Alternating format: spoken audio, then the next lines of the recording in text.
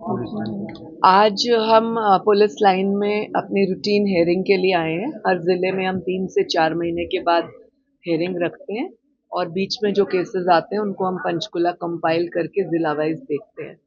उस हिसाब से हम आए थे। आज हमने 7 केसों की सुनवाई करनी थी, पर 1-2 नए केसेस आए हैं। 2 केसेस ज़मीन जायदाद से जुड़े हुए थे, बहुओं को बाहर निकालने वाले, उसकी हमने री इंक्वायरी करने के ऑर्डर्स दिए हैं। 1-2 लिव इन के केस थे, उनके लिए भी हमने ऑर्डर्स दिए हैं। एक एनआरआई केस आया था जो बहुत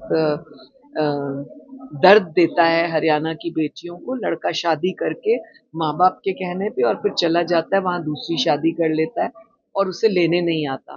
तो 2.5 साल से ये लड़की यहाँ पर थी।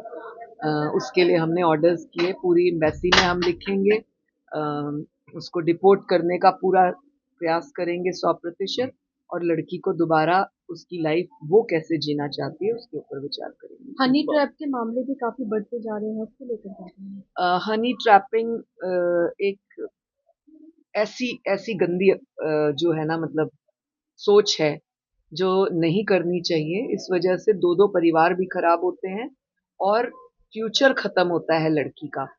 तो हमें इसके ऊपर सीरियसली वर्क करना होगा। हम कॉलेजेस, स्कूल्स में जाके ये एजुकेट करते हैं कि किस तरह से लड़कियां हनी ट्रैप हो जाती हैं, लड़के हो जाते हैं, दोनों के साथ सेम बात है और हम उसके ऊपर किस तरह से रोकथाम कर सकते हैं ये हम सोचते हैं।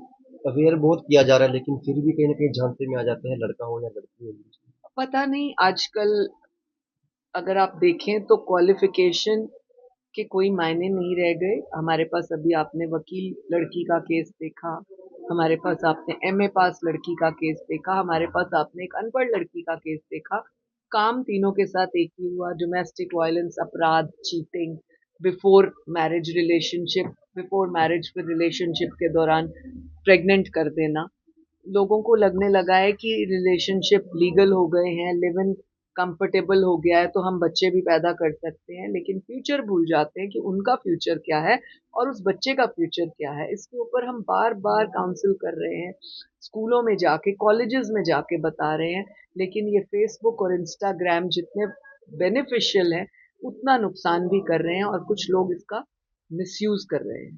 पिछले दिनों करनाल में भी एक ऐसा मामला आया था सीआईए आज भी वो उस केस को हमने बुलाया था, उसको दोबारा उसके खिलाफ ऑर्डर्स हमने करे हैं।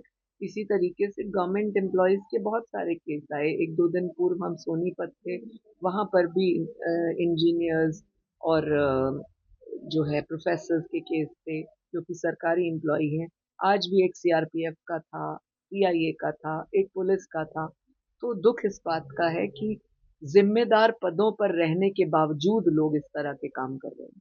पिछले दिन एक मामला सामने आया था, महिला आयोग की एक उपाध्यक्ष थी, उन्होंने रिश्वत लेने का मामला सामने आया। सरकार इस मामले में गंभीर है, 0% करप्शन टॉलरेंट है, चाहे वो कोई भी महकमा हो और फिर महिला आयोग ही क्यों ना हो।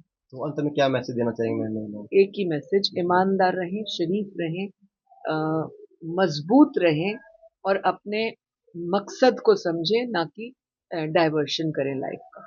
एक अतुल सुसाइड मामला भी पूरे देश में चर्चा में है, उसको लेकर क्या कहेंगे? सुसाइड करना एक जो है बहुत दुर्भाग्यपूर्ण स्थिति होती है। किसी भी बेटी या बेटे को सुसाइड नहीं करना चाहिए।